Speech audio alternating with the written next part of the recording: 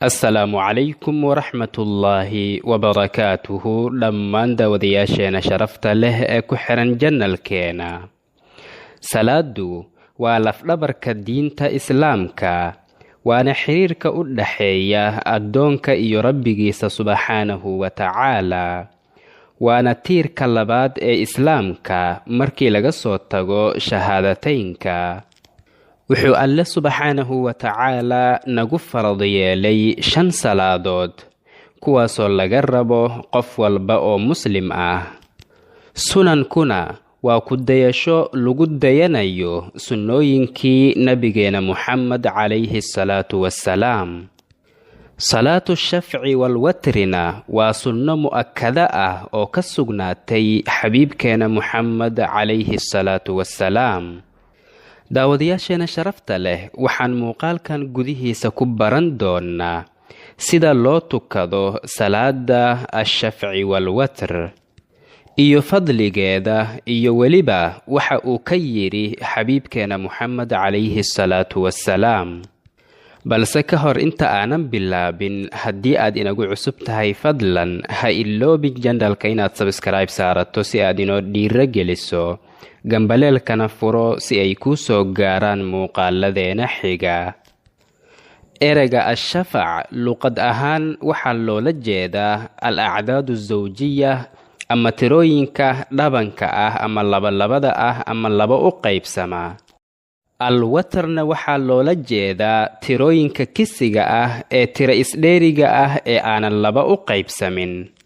salaatul watrna waa salaada aan ku soo gabagabayno salaada cishaha. maxaa yeelay xilliga salaada cishaha laga baxo wixii ka dambeeya waxaa bilaabanaya xilliga salaatu tahajjud iyo weliba qiyaamuleylka.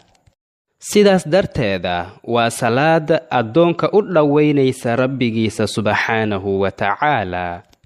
waxaa salaadan dhexdeeda ahaaday ducooyin iyo dhowaansho loo dhowaanayo alle xaggiisa subxaanahu wa tacaala.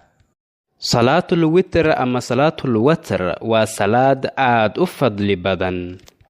wuxuu rasuulku calayhi salaatu wassalaam ummadda muslimiinta ah ugu booriyey in ay gutaan oo ay ku dadaalaan in ay tukadaan salaadani.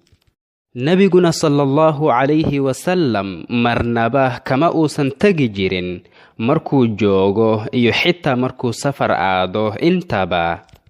waxay culimmada waaweyn ee islaamka isku raaceen in salaadan wakhtigeeda uu ka bilaabanayo xilliga salaada cishaha wixii ka dambeeya ilaa laga gaaro xilliga fajarka ama salaada subax. waxaana u daliil ah xadiiskii shariifka ahaa ee nebiga ka sugnaaday calayhi salaatu wassalaam. wuxuu yidhi nebiga calayhi salaatu wassalaam: ina allaha caza wajalla zaadakum salaatan fasalluuha. salaad ayuu alle subxaanahu wa tacaala idinku siyaadiyey salaadaas tukada fii maa bayna salaati alcishaa ilaa salaati asubx. salaadaasoo wakhtigeedu u dhaxeeyo laga bilaabo xilliga salaada cishaha ilaa iyo salaada subax. wuxuu yidhi sallallahu calayhi wasallam: alwitr. salaadaasuna waa salaada witirka. fadliga ay leedahay salaada witirka ma ahan mid ku kooban ajarka oo keliya, balse waa salaad jirka bani aadamka ah u siyaadinaysa xoog iyo caafimaadba. haddaba sidee baan ku tukanaynaa salaatu shafci walwatr? muxuu yahay fadliga aan ka helayno? salaatu shafci walwatr waa salaad ka kooban 3 rakacadood.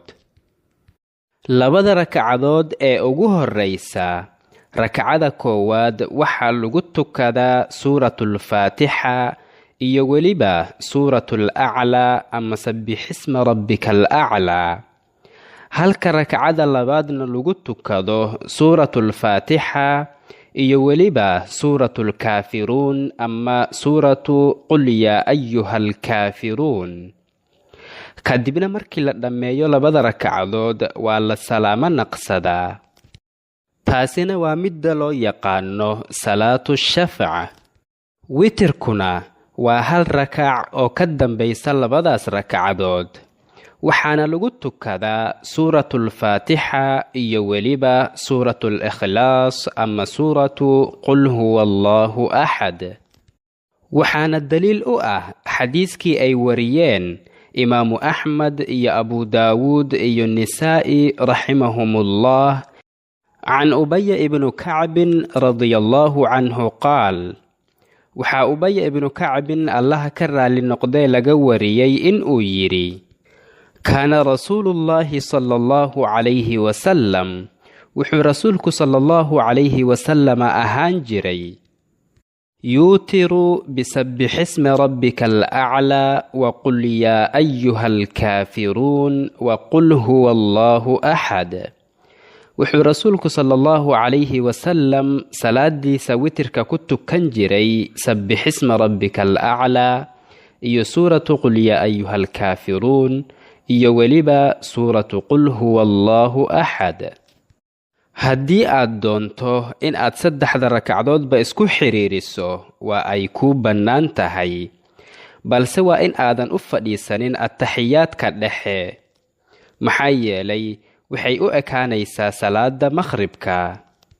waxaa laga rabaa in aad 3 rakacdoodba isku xiriiriso adigoon attaxiyaadka u fadhiisanin, kadibna waxaad u fadhiisanaysaa attaxiyaadka ugu dambeeya oo keliya. waxaana kuu bannaan witirka in aad ka dhigato 5 rakacadood ama 7 rakacadood ama 9 rakacadood ama 11 rakacadoodba. rasuulku sala allahu calayhi wasalama wuxuu yidhi: alwitr xaqun calaa kulli muslim. witirku waa xaq lagu leeyahay qof walba oo muslim ah. man axabba an yuutira b5 falyafcal.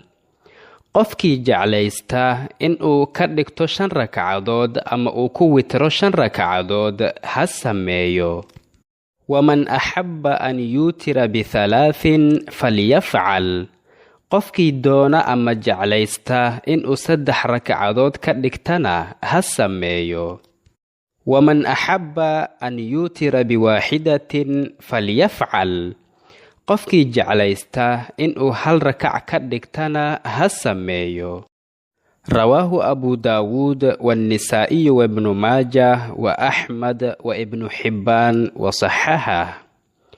وروت عائشة رضي الله عنها وعن أبيها أن النبي صلى الله عليه وسلم waxay ummuna caaisha radiyallaahu canha soo warisay in nabiga sala allahu calayhi wasalam kaana yuutiru b9 wa 5 rawaahu muslim. in nabigu sala allahu calayhi wasalam uu witirkiisa ka dhigan jiray 9 rakacadood marna 5 rakacadood, rawaahu muslim. وقال ابن عباس رضي الله عنهما إنما هي 1 أو 5 أو 7 أو أكثر من ذلك يوتر بما شاء.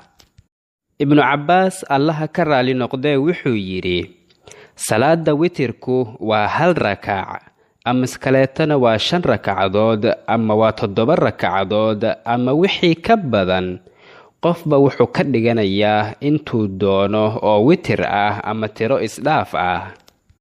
haddaan u imaanno fadliga ay leedahay salaada witirka, faqad rawaa abu daawuud waannisaa'iy wagayrihima can jaabirin radiyallaahu canh anna rasuula allahi sala allahu calayhi wasalam qaal: yaa ahla alqur'aan awtiruu fa ina allaha witrun yuxibu lwitr. wuxuu yidhi nabiga sala allahu calayhi wasalam: dadka qur'aanka yaqaanow ama ahlulqur'aanka ahow, witirka ku dadaala oo sameeya, maxaa yeelay alla subxaanahu wa tacaala waa witir, wuxuuna jecel yahay witirka. warawa albukhaariyu wa muslim can abi hurayrata radiyallaahu canhu qaal: waxay bukhaari iyo muslimba abi hurayra allaha ka raali noqdee ka wariyeen inuu yidhi: awsaanii khaliilii sala allahu calayhi wasalam. wuxuu nebigu sallallahu calayhi wasallam igula dardaarmay bihalaahin 3 arrimood. saddexdaasoo kale ah siyaamu 3 ayaamin min kulli shahr, in bil walba aan ka soomo 3 maalmood, warakacatay duxaa, iyo in aan ku dadaalo 2 ragcadood ee salaada barqada ama salaatu duxaa, wa an uutira qabla an anaam, iyo in aan tukado witirka ka hor inta aanan seexan. waxaa qofka muslimka ah looga baahan yahay in uu ilaaliyo oo uu xifdiyo salaadani fadliga iyo ajarka ay leedahay awgeeda.